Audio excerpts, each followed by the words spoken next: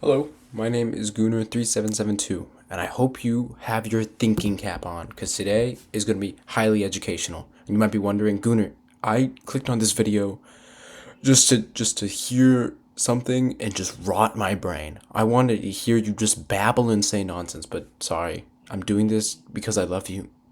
Did you know that? You can hear anybody talk nonsense and say whatever the fuck they want on the internet. You could see people go into a Walmart and just fully like take off their pants and just I don't know, go swimming in the fish tanks there, and you could watch that stupid stuff. But I'm doing this because I love you. Because you're gonna watch this boring content and you're gonna appreciate that more. You're gonna be like, oh my god, oh, that's so good. Oh, they're gonna do that. So by watching this boring stuff, you're lowering the bar so you can laugh at all the dumb things later. Anyways, today I'm gonna be talking about John Brown, and his this is from United States history, and he's kind of like an underrated guy. I mean, he's pretty out there. He's pretty known, but not as known as like the greats like Abraham Lincoln. And I think his story is great. So John Brown, he was a fervent abolitionist, and he grew up in the 1800s. Well, he was born on 1800, like the year of, which is pretty cool because that was like the turning point.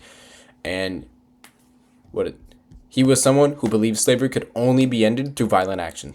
And his radical beliefs got started all the way back when John was just 12. And he worked with his father for a business moving cattle. Because back then, you could get a job for just about like fucking anything, you know? Like, shit, you don't see cattle movers anymore. They don't make an honest living.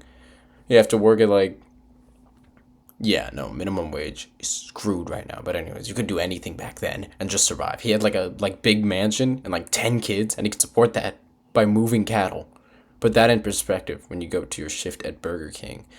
Anyways, so back at the age of 12, John was so skilled at cattle moving, he could do it all by himself. He was this 12-year-old and he could move cattle from point A to point B super well.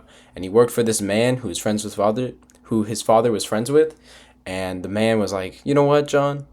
You're really skilled for someone your age. Why don't you and your father come to my place and have a meal?" Ha ha ha.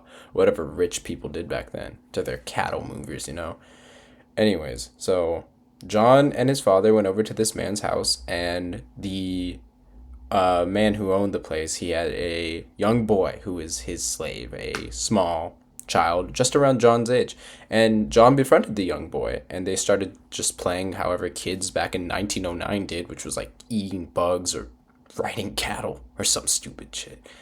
But then later at the dinner service, the boy was obviously a slave to the man. And so during the dinner service, he was like pouring drinks or something. And then, well, this is just quoted, the man took out an iron shovel and brutally beat the boy for no apparent reason. And when John asked about this, the man simply stated that he beat the boy because he could, because the boy was a slave and he had to set an example, and he couldn't like just let it go because he had to just be cruel for the point of being cruel.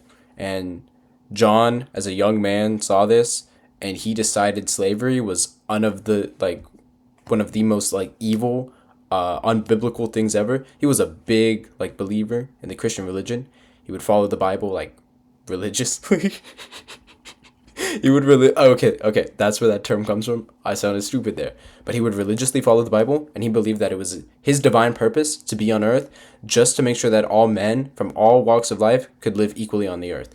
However, John didn't make empty threats. And when he grew up, he believed that slavery, you had to be violent in order to end slavery. And he was partly right.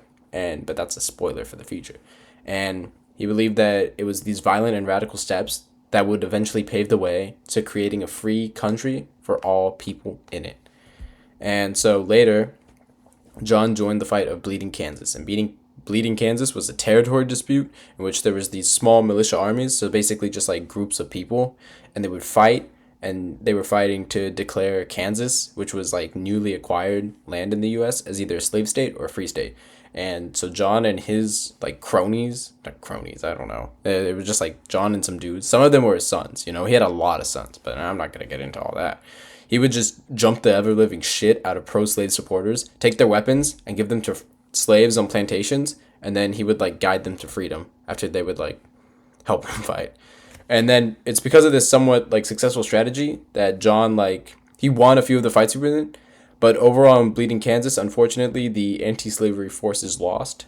But John was like, oh, that idea worked. We should just do it on a larger scale. So in 1859, John develops a plan to spark a widespread uprising by pulling a raid off of Harper's Ferry, Virginia, which was a federal armory. They just had like a ton of weapons, right? Just a ton of weapons there in case anybody needed them. And John was like, I will take the weapons. I will arm the slaves and we will fight. And then he will go from like plantation to plantation, freeing slaves, arming them, and like recruiting them for his cause. So Brown gathered 21 men, and 16 of them were white, and then 5 of them were freed black men. And so he rented a farmhouse nearby. Oh, John was like loaded, but that's besides the point. I'm only doing the main story. And so he was going to raid Harper's Ferry, store the weapons in there, and then he was going to go to nearby plantations, arm the slaves, and then have them join his force in order to like combat the people that were going to be inevitably coming after him after he raided it. Because, you're raiding a federal place. I mean, yeah, people are going to be mad.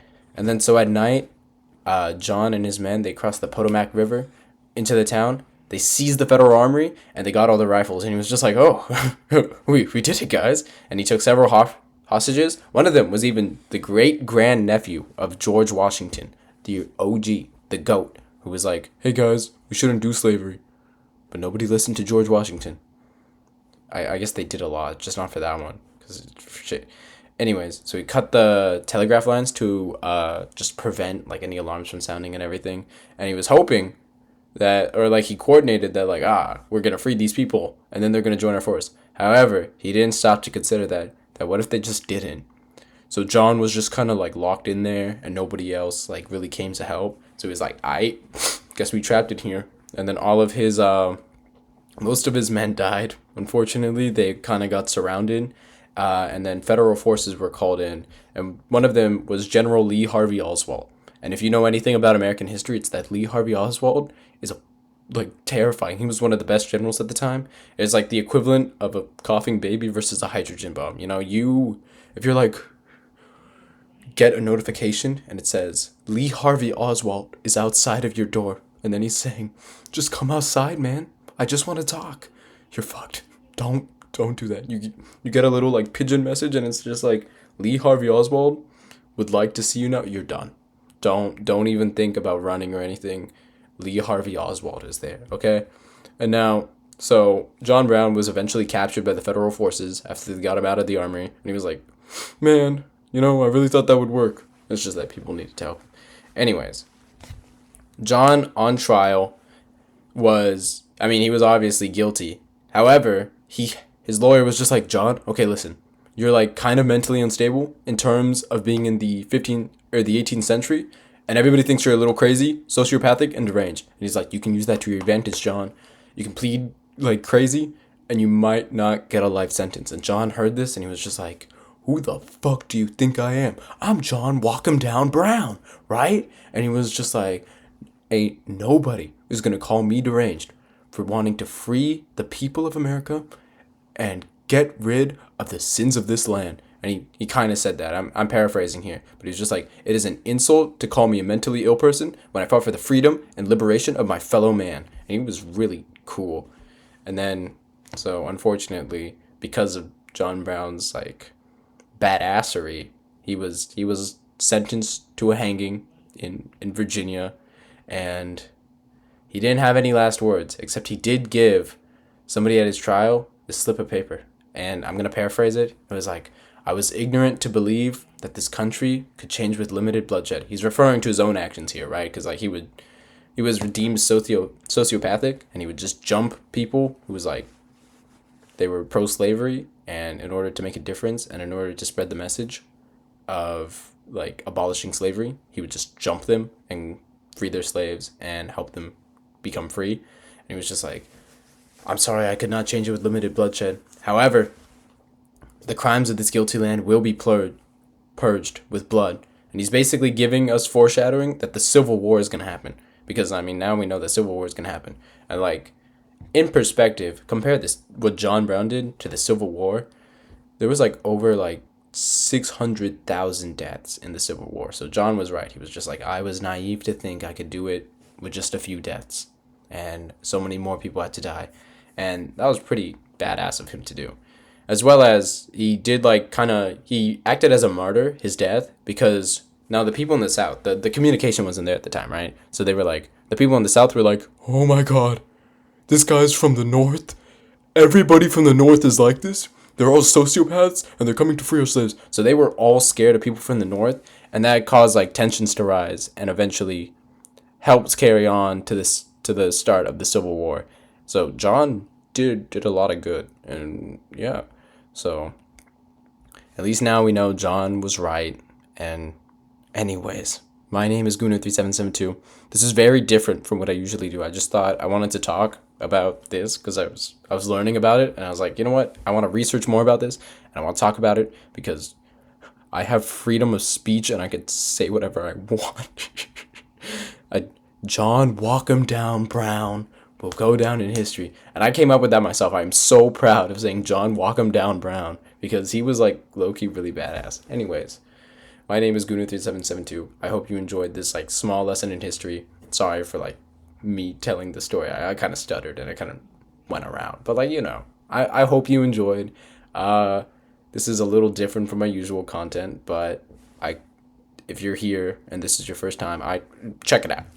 Maybe you'll like it, maybe you won't, but consider subscribing, and I'll see you.